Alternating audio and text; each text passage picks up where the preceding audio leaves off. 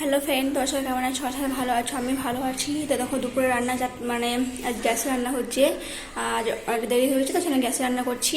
তো দেখো একদিকে ভাত চাপিয়ে দিয়েছি, ভাত হচ্ছে একদিকে, আর এদিকে তরকারিগুলো সিদ্ধ করবো, মানে পটল সিদ্ধ। তার জন্য গ্যাসটা প্রথম ধরে নেবো।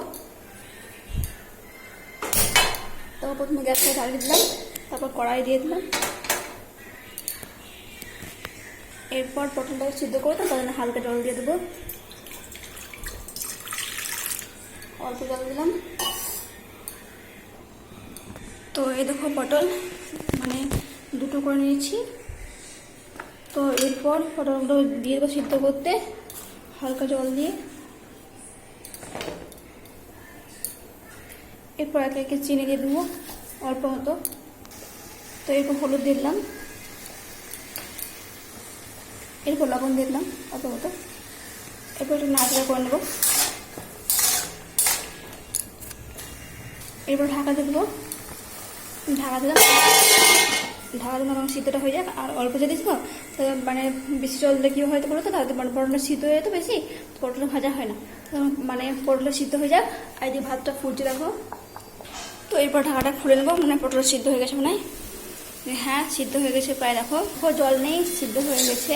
এরপর নামিয়ে নেবো পটলটা নামিয়ে নিয়েছি। কড়াই মানে চাপিয়ে দিয়েছি গ্যাসে, তখন কড়াইটা গরম হয়ে গেছে দেখো। এরপর তেল দিয়ে দেবো।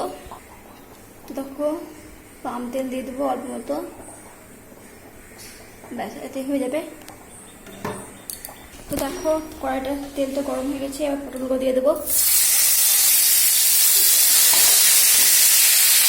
তো দেখো তখন পটলটা ভেজে নেবো। পটলটা হয়ে গেছে, এবার পটলটা নামিয়ে দেবো। পটলটা প্রায় ভাজা হয়ে গেছে, আর ভাজবো না, এত পটল নামিয়ে নেবো। তো দেখো পটল ভাজা নামিয়ে নিয়েছি। এরপর মাছটা করে নেবো। তো দেখো কড়াইয়ে তেল দিয়ে দিচ্ছি, তখন তেলটা গরম হয়ে যাক। আর এই দেখো মাছ, বাটা মাছ, এগুলোকে ভাজবো। আর মাছগুলো ভালো করে ধুয়ে নিয়েছি, আর নুন হলুদ মাখিয়ে রেখেছি। তেলটা গরম হলে মাছটা সেটা ভেজে নেবো। তো দেখো তেল গরম হয়ে গেছে, এরপর মাছগুলো তেলে দিয়ে দেবো। আমি না তেলে যখন মাছটা খাই না, তখন আমি দূরে সরে যায়, কারণ ভয় লাগে গায়ে পড়ে গেলে পরে। মাছ দিয়ে দিচ্ছি 4 পিস, আর 2 পিস ওগুলো হোক, তা ভেজে নেবো। তো আর কি বেশি কিছু হবে না, ভাত নেমে গেছে। মাছের ঝোলটা হলে রান্না হয়ে গেল। ঝোল, পটল ভাজা, ভাত। আর আজকে জামাই ষষ্ঠী, আজকে অনেকটা দেরি হয়ে গেছে। মা ষষ্ঠী তলা থেকে এসে দেরি হয়ে গেছে, ওই জন্য আজকে মাছের ঝোল আর পটল ভাজা। দেখো মাছটা ভাজা হয়ে গেছে। এরপর পেঁয়াজ দিয়ে দিলাম, পেঁয়াজটা তো ভিজে নেবে। দেখো তেজপাতা দিয়ে দিলাম। তো এই দেখো মশলা দিয়ে দিল। এরপর হলুদ দিয়ে দেবে।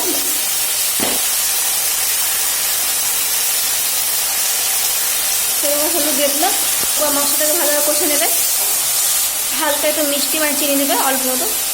এরপর জল দিয়ে দেবে। মশলাটা কষে নিয়েছি, জল দিয়ে দিল। ডাল হবে না আজকে, সেজন্য জলটা বেশি দিল। আর ঝোল দিয়ে ভাত খাবো, সেই জন্য। তোমরা মাছের ঝোলে আলু দিয়ে করতে পারো, আলু না দিয়ে করতে পারো। তো আমরা আলু ছাড়াই ঝোল। এরপর লবণ দিয়ে তো সাপোজ। এখন ঝোলটা ফুটে গেছে, এবার মাছগুলো দিয়ে দেবে। আর কি ঝাঁজ লাগছে, সবাই হাঁচি পড়ছে।